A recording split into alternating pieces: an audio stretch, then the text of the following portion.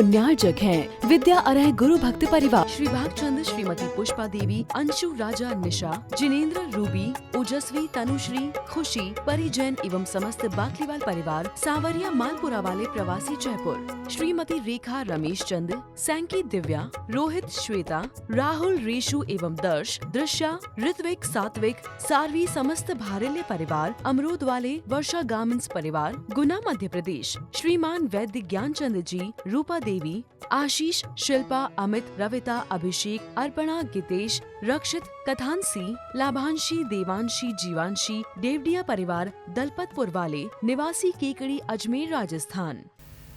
संसार का प्रत्येक प्राणी मकड़ी की तरह जाल बुन रहा है। मकड़ी भी अपने जीवन जीने के लिए जाल बुनती है और जाल बुनते बुनते उसी में एक दिन उलझ करके रह जाती है। आप सबने देखा होगा किस तरीके से मकड़ी जाल बुन रही है। देखा कभी? कहाँ पर? जहां मकान वो बनाती है वहीं पर वह जाल अपने शिकार को फंसाने के लिए बुनती है, लेकिन सारा जीवन अपने ही बुने हुए जाल में फंस कर के मर जाती है। सारा जीवन बिता देती है उसी जाल में। ऐसा केवल मकड़ी के साथ नहीं हो रहा है। यहां पर जितने सब बैठे हैं, आप भी मकड़ी की तरह जाल बुन रहे हैं। बोलो, बुन रहे कि नहीं बुन रहे? सुबह से शाम तक प्रयास और प्रयत्न आप सभी का जारी रहता है, सिर्फ इस बात को लेकर कि मुझे पैसा पैसा कैसे भी हो पैसा, है ना? पैसा कितना चाहिए इसकी कोई पैमाना है? एक सवाल मैं आपसे करता हूं। आपके लिए भूख लगी है, क्या लगी? जोर से बोलो, इसमें आवाज आना चाहिए तुम्हारी। फिर से प्रश्न करता हूं। माना कि आपको भूख लगी है और आप एवरेज में 8 से 10 रोटियां खाते हैं।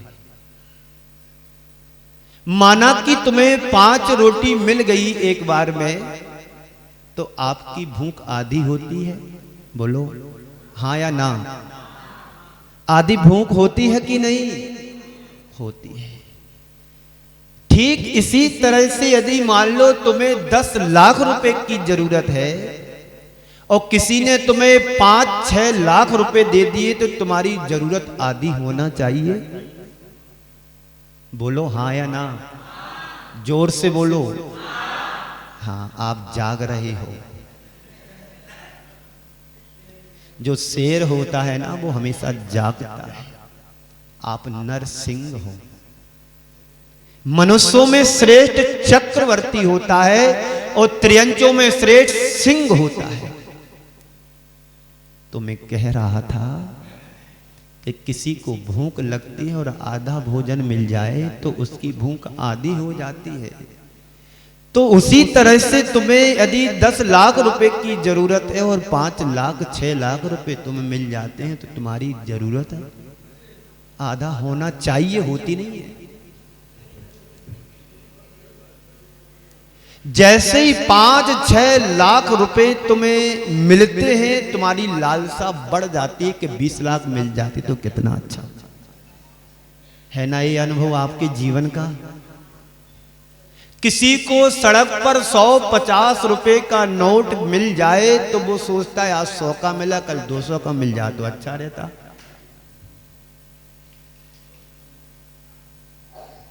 किसी बच्चे को 60% आए नंबर और वो सोच रहा है 80 आते तो अच्छा रहता, पर नीचे वाले को नहीं देख रहा है कि 60 मुझे आए 40 वाले से मैं बेटर हूं।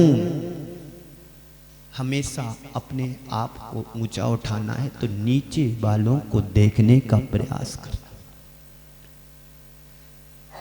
जिसको 5 रोटी नहीं 1 रोटी भी नसीब नहीं है उसको देखो कि 5 मिल गई, मैं बहुत अच्छा हूं उसकी अपेक्षा से। जिसके पास कुछ भी नहीं है, 100 रुपए भी नहीं है, 2 पैसे भी नहीं है, उससे अच्छा है कि हमारे पास 5,000 रुपए तो हैं। ये मत देखो कि 10,000 वाला मेरे से बड़ा है, नहीं। एक बार ऐसा हुआ, 2 मित्र थे बचपन के, एक की अच्छी मल्टीनेशनल कंपनी में जॉब लग गई और एक साधारण सी नौकरी कर रहा है, और दोनों एक ही गांव में हैं। दोनों एक ही गांव में है, योग संयोग कुछ ऐसा बनता है, दोनों की शादी भी हुई। एक 25,000 रुपए के मकान के किराए के मकान में रह रहा और एक 5,000 रुपए की मकान के किराए में रह रहा है। एक को 1 लाख रुपए की सैलरी पर मंथ मिल रही है और एक को 25,000 रुपए पर मंथ मिल रहे हैं। जिसको 25 मिल रहा है वो 5,000 के मकान में रह रहा है, और जिसको 1 लाख मिल रहा है वो ये 25,000 के मकान में रह रहा है। दोनों सहेली मिलती हैं तो बड़ा उन्हें शर्मिंदा होना पड़ता, मैं 5,000 के मकान में रह रही हूं। मेरी फ्रेंड मेरी सर्कल तो अच्छे लोगों के साथ है और मैं 5,000 रुपए के मकान में रह रही हूं, मुझे अच्छा नहीं लगता है। साल भर तो उसने कुछ कहा नहीं। दूसरी साल जैसे ही लगी तो अपने बार बार पतिदेव से कहती, सुनो जी, क्या है, देखो अपनी जो सहेली है ना, आपका जो फ्रेंड है वो 25,000 के मकान में रहता है, हमें अच्छा नहीं लगता है। जब उससे मैं पेश को आती हूँ तो मुझे बहुत शर्मिंदा होना पड़ता है। ऐसा करो जी, मकान बदल दो, 25,000 नहीं तो 20,000 वाले में तो रहना शुरू कर दो। अब पति को मिलते ही हैं 20-25,000 महीने में, मकान में चला जाएगा तो फिर क्या करेगा, खाएगा क्या? बार बार कहने पर बात क्या हुआ, एक दिन मकान मालिक ने उसी मकान का किराया 5 से 15,000 रुपए कर दिया। पति देव ऑफिस से आया, बोलता है, सुनो जी, तुम्हारी भगवान ने सुन ली। सुनो जी, तुम्हारी भगवान ने सुन ली। क्या हुआ, मकान बदल दिया? मोरे मकान तो नहीं बदला, इसी मकान मालिक ने 5 से 15,000 रुपए किराया कर दिया। जल्दी सुन ली। संसार का प्रत्येक प्राणी इसी उलझन में उलझता उलझता चला जाता है और जीवन का अंत कर देता है। कल मैंने कहा था, रूप और रुपयों पर घमंड मत करना। रूप और रुपये पर घमंड मत करना, क्योंकि गरीबी और अमीरी या बीमारी दरवाजा पूछ करके नहीं आती है। गरीबी और बीमारी दरवाजा पूछ करके नहीं आती कि कौन धन्ना सेठ है, कौन फकीर चंद है, कौन अमीर चंद है। कभी देखा गरीबों को बीमारी छोटी आती हो, अमीरों को बड़ी आती हो? बोलो। बुखार तो यदि आएगा तो सबको एक सा आएगा।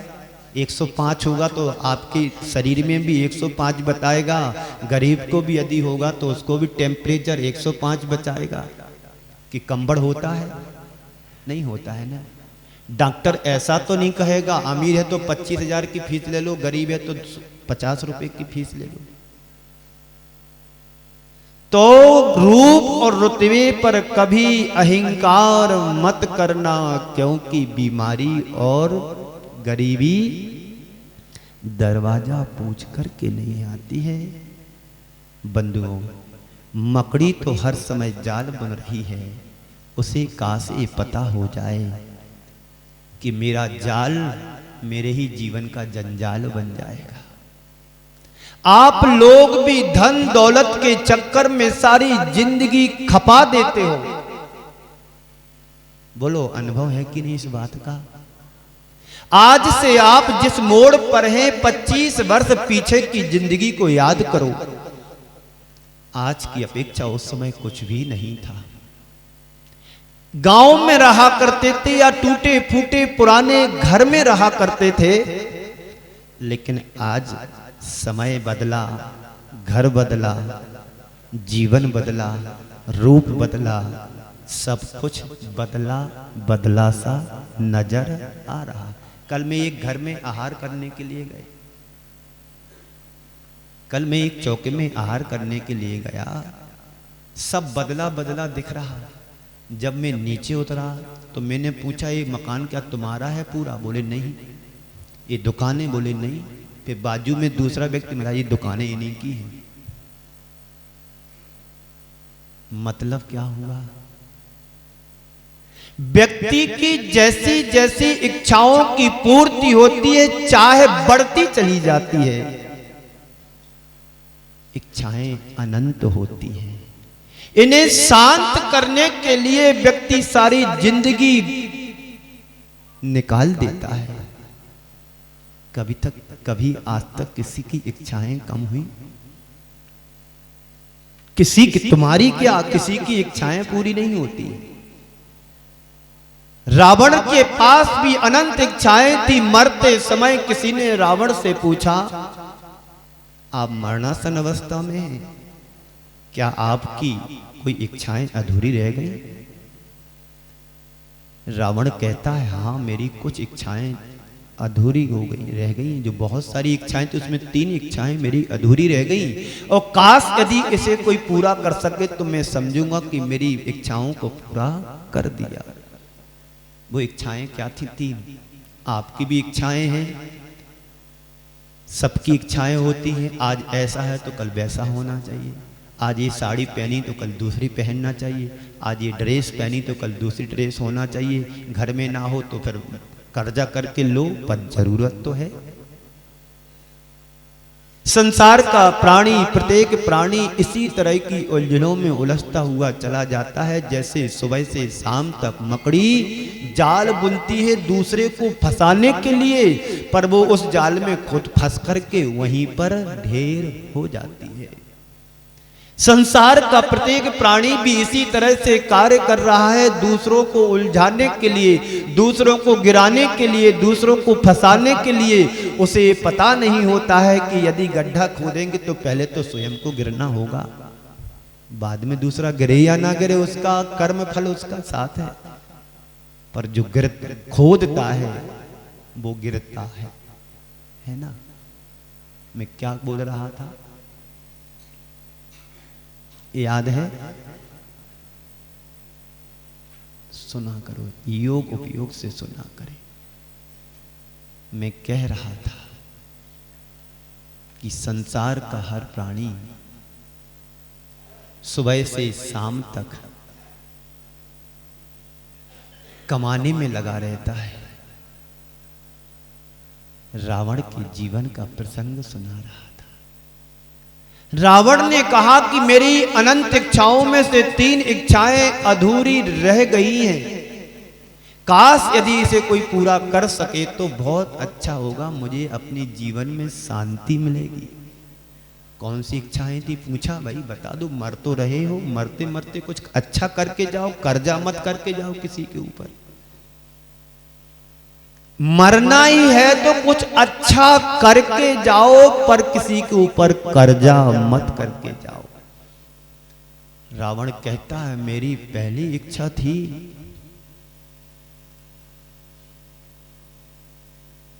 मेरे चारों तरफ जो समुद्र का पानी फैला हुआ है, इस खारे पानी को काश यदि कोई मीठा बना दे तो मेरे जीवन की पहली इच्छा पूर्ण हो जाएगी, मुझे बहुत शांति मिलेगी। क्योंकि खारा पानी किसी के काम नहीं आता है, और पानी मीठा हो जाए तो जन जन के काम आएगा। मुझे इस बात को लेकर के शांति मिलेगी। ठीक है, अच्छा दूसरी इच्छा और बता दो। क्या होगी तुम्हारी? रावण कहने को रावण था, पर बड़ा ज्ञानी और पंडित था। रावण जैसा सिद्धांत वेत्ता कोई दूसरा था नहीं। जो शांतिनाथ भगवान के दरबार में जाकर के सिद्ध कर रहा है कि राम का मुझे वध करना है, राम से मुझे विजय करना है। काश ये पुरुषार्थ सही दिशा में उसने किया होता, हो सकता रावण सिद्ध अवस्था को प्राप्त हो गया होता, शुद्ध सिद्ध करके जीवन। लेकिन उसका पुरुषार्थ विपरीत दिशा में चला। लोगों की बुद्धि है कब किस दिशा में चल जाए, कभी अच्छी भी चल जाती है, कभी बुरी दिशा में भी चली जाती है। तो दूसरा, उसने अपनी इच्छा को बताया। पानी तो बता दिया, खारा है तो मीठा हो जाए। दूसरा उसने कहा सोना तो है पर सुगंधी आ जाए, खुशबू आ जाए सोने में, बहुत अच्छा रहेगा। जब मैं आभूषण पहनूंगी तो मेरे बदन से, मेरे शरीर से, मेरे आस पास इतनी सुगंधी आना चाहिए, लोग प्रभावित होकर के पूछें कि ये सोना तुमने कहां से खरीदा। सोना तो मेरे पास था, मैंने सोने की लंका बना दी, पर उसमें सुगंधी होती तो बड़ा और आनंद आता। तो सोने में सुहाग तो नहीं हो पाया, सुगंधी नहीं आ पाई, पानी खारा का खारा रह गया, किसी के काम नहीं आ रहा, सिंचाई करने के भी काम में नहीं आ रहा। सोना सबके पास है पर उसमें सुगंधी। चलो दो इच्छाएं तो तुम पूरा नहीं कर पाए और कोई भी नहीं कर पाएगा। रावण होता तो जरूर ये दो इच्छाओं को पूरा कर लेता, लेकिन संसार में ऐसा कोई दूसरा व्यक्तित्व का धनी नहीं है कि इसको पूरा कर सके।